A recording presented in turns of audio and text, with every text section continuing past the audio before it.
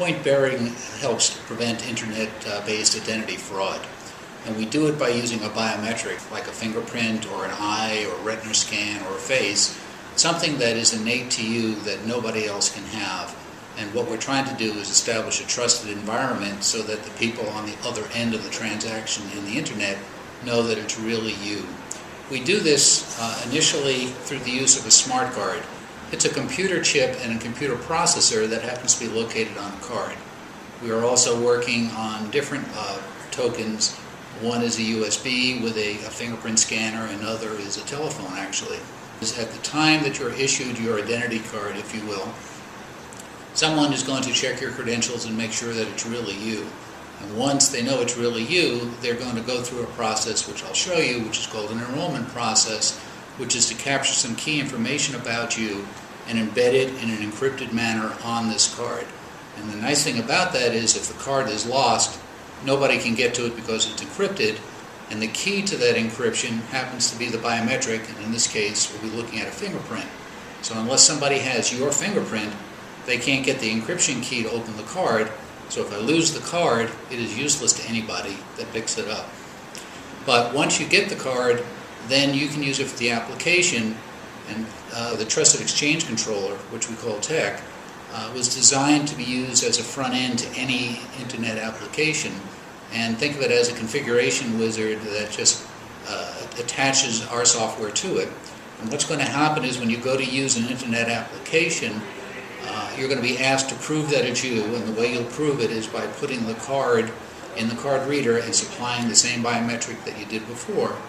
If the system matches everything, and that match is done right on the chip here, on the card, it isn't done in the central processor.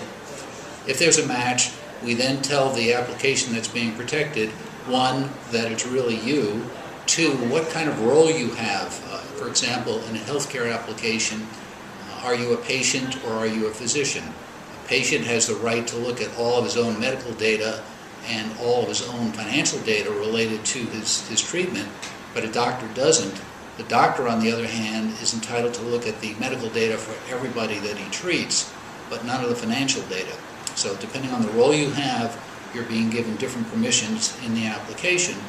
And what we do is we tell the application who you are, what your role is, and what the system administrator had defined as the privileges that you're allowed to have when you get to the application, and we can do this down to the field level.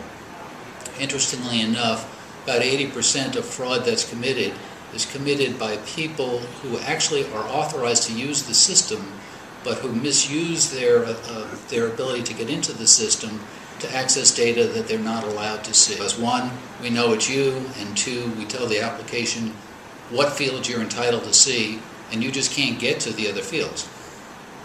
So let's say I'm someone who already has a credential, a card. When I come up to the application and say, give me your credentials, and in this case I'm going to take the smart card that we're looking at, then it's going to come up and say, give me your fingerprint. I'm going to give the wrong fingerprint. It won't accept the wrong fingerprint. So let me then try to do the right fingerprint.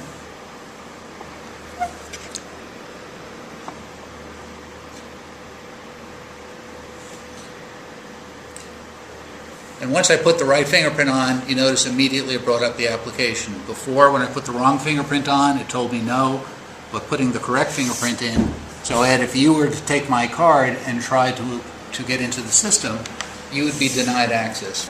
I am registered into the system as a system administrator. And as a system administrator, there are certain things that I'm entitled to see. There's different cards. Right? If I put this card down, it's going to tell me that I have different rights and privileges, and what you would see would be presented to me would actually be different. And that's because the system knows that the person who holds this card has different rights from the person who holds this card. Our business model is basically a licensing business model, and we're looking to sell to a system integrator or an intermediary who will incorporate the tech into their product and then basically resell it to their customers. So, right. York Freund, Point Bearing Technologies. What's your website? www.pointbearing.com. All right. Thank you very much. Thank you, Ed.